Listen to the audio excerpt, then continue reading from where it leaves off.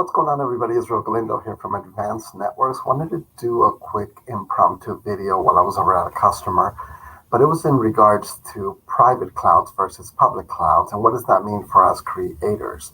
Very important to give you a quick analogy of what we're talking about. So let me kind of go into a full screen on here.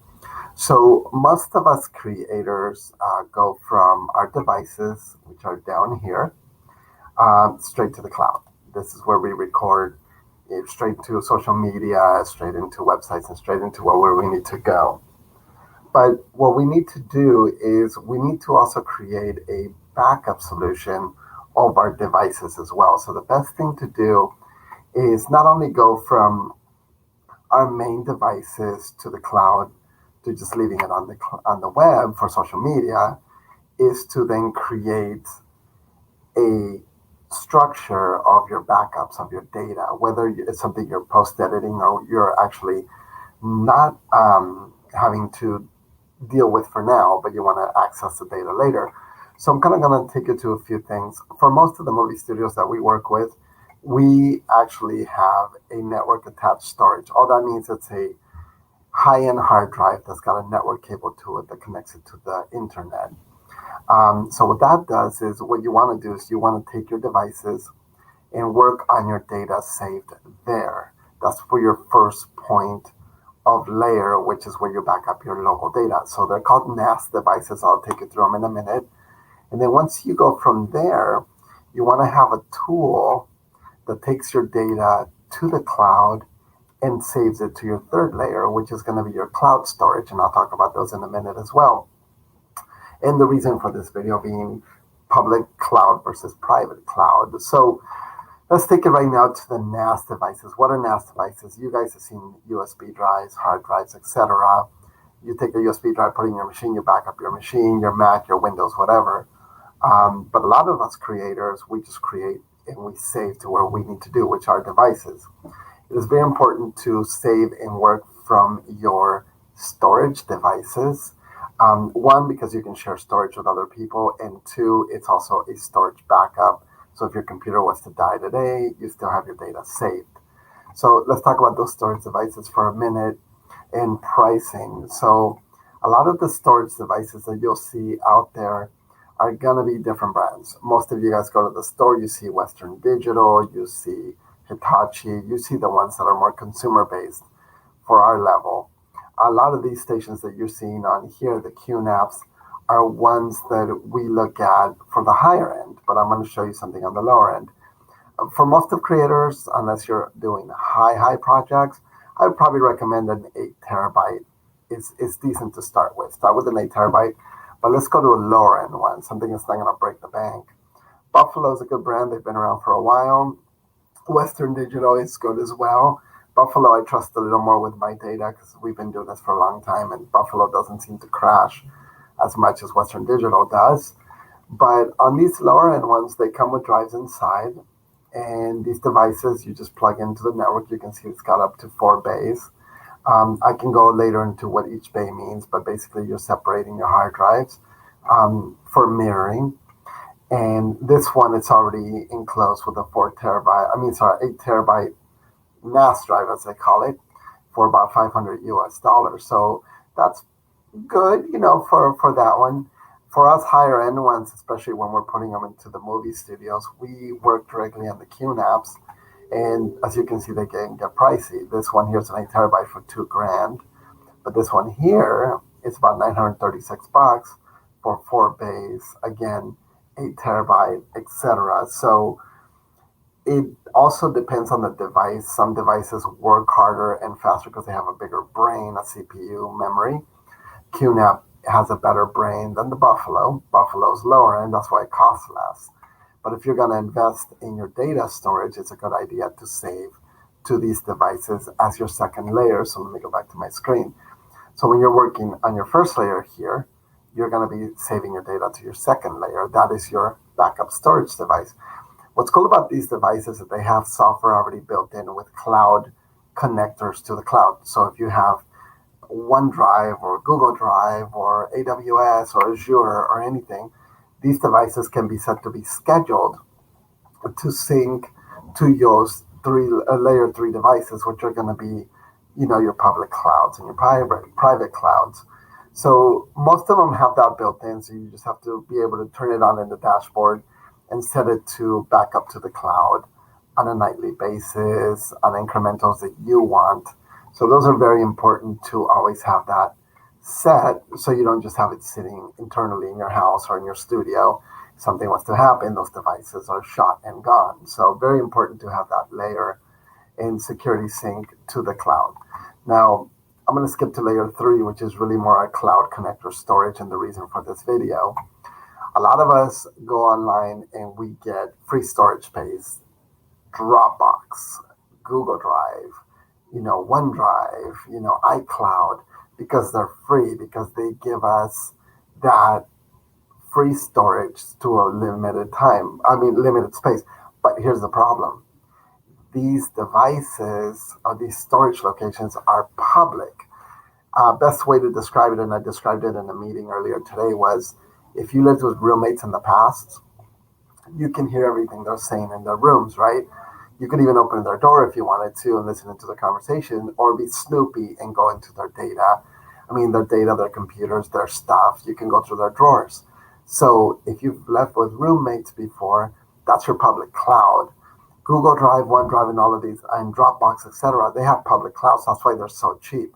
They take one server, and again, that server being one big piece of pie, and they slice it up in many slices, and that's going to give you guys a slice that you pay for, but you're still sitting on the same space as everybody else. If somebody got hacked, you all get hacked. If they're not private to you, you just have a wall dividing you from your neighbors. So shared clouds, public clouds are cheaper, but they're also easier to hack, easier to intrude, and somebody can get your sensitive data. So if you're worried about sensitive data, it's better go to a public cloud. Now I'm going to talk about those in a minute too. So I'm giving you guys examples like islands, right?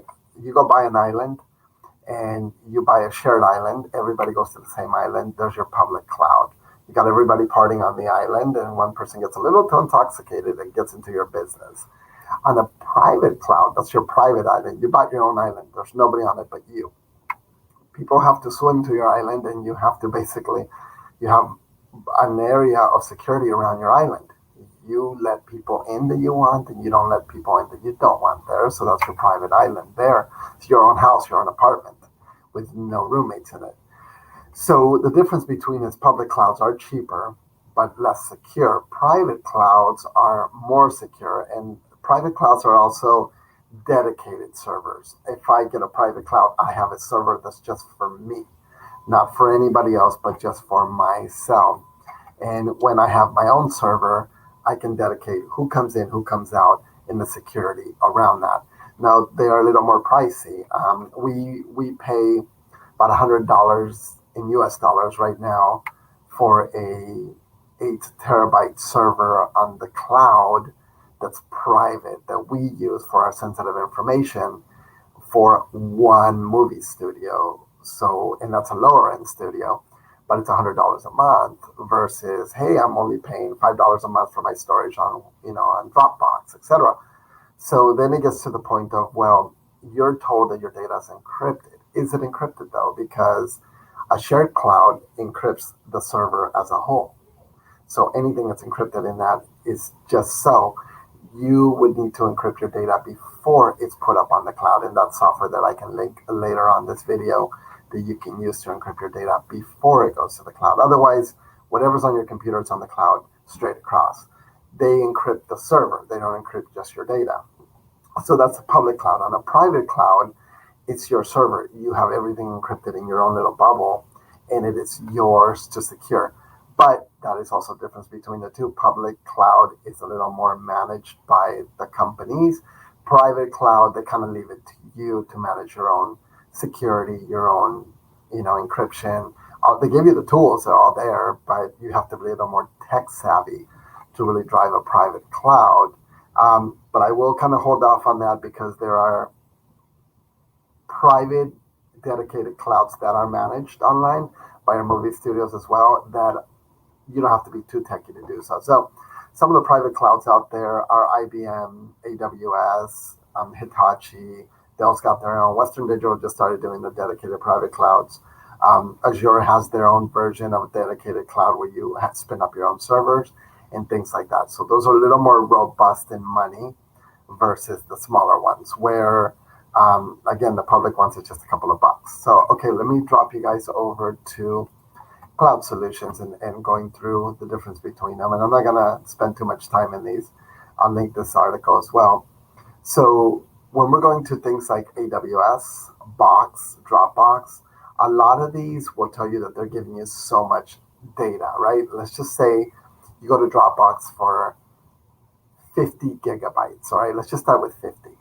You know, you can do 50 and you're uploading a file that's 10 gigabytes. Will it come across? Will it get stuck? Will it tell you it's out of space? Well, 50 gigabytes is not a lot of data nowadays, but you know, a lot of these items will give you like a standard business plan for 5 terabytes. Now, you guys are going to ask me, well, I have the 5 terabyte, but when I upload a file of 250 gigs, I'm stuck. It doesn't go up. It says it can't go up. That's called throttling, and I'm going to tell you what that's about.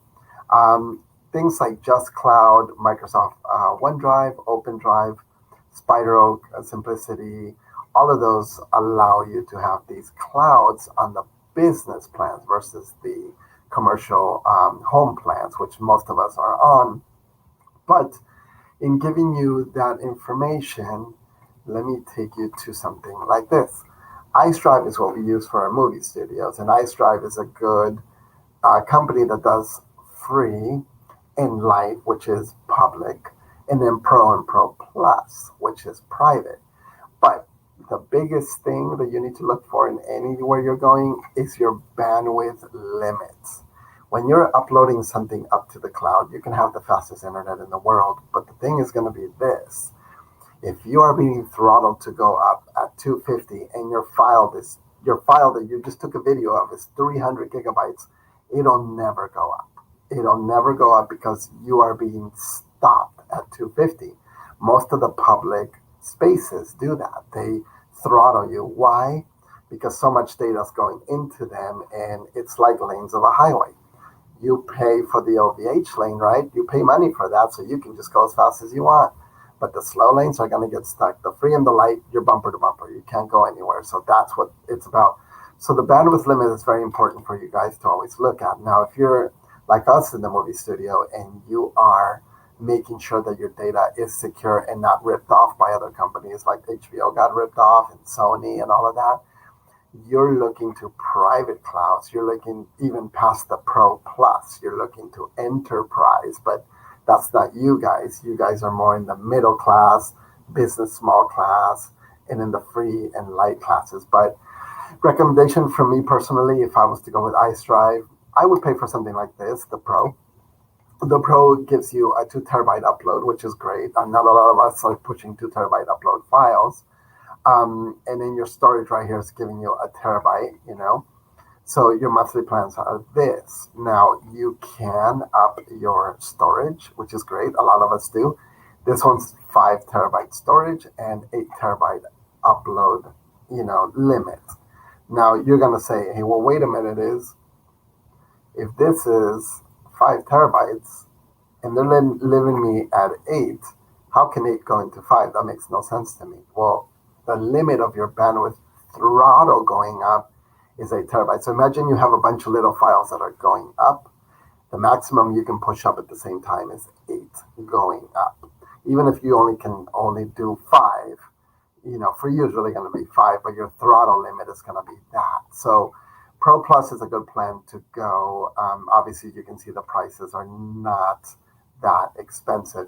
Enterprise, we start getting in the $100 a month, which was what we pay at the studios. So it is very important to look at those. Now, you're looking at the different Light, Pro, and Plus, and you say, well, does it do it for me? Because I just want to buy it and I just want to film and go. I don't want to be IT.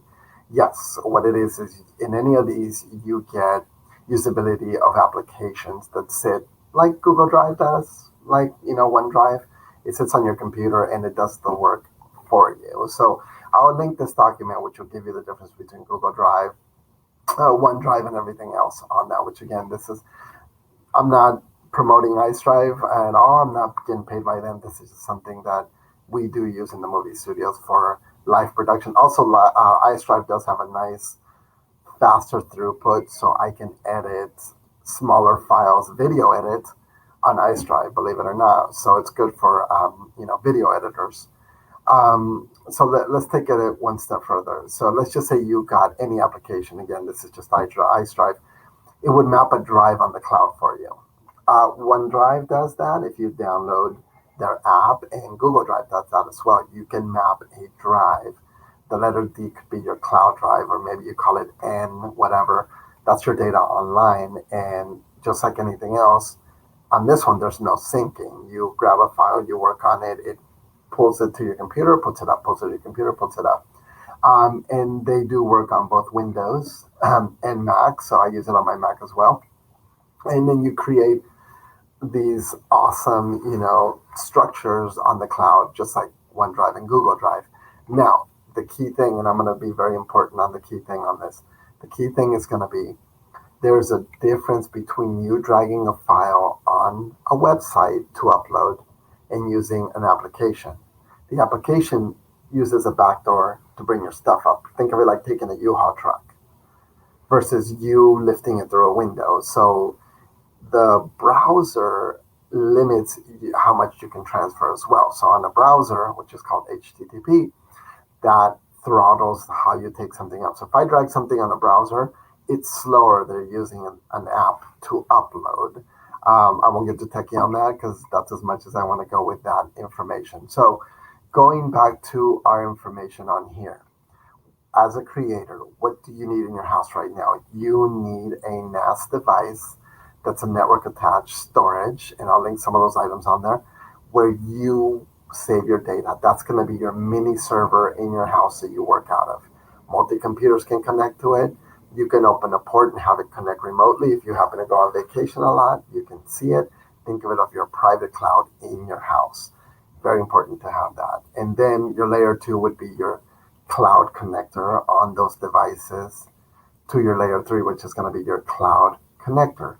Again, if you want to use OneDrive, Dropbox, Google Drive Basics, those NAS devices will connect to that. Just remember that you're in a public cloud that's shared with everybody else who pays for that cheap amount or that budgeted amount. I hate using the word cheap, but I would recommend instead of doing this blue layer, which is recording to the cloud, and that's all you do, the next layer would be recording to your public cloud, which I, again, don't recommend public clouds, but if you're trying to be on a budget and save your money, then obviously that's the best you can do. Hey, that's okay, But the true way of doing it is this green layer, which is going to be going up to your network attached storage, to your layer 3, and to a private dedicated cloud. So those are the keyword, private dedicated cloud.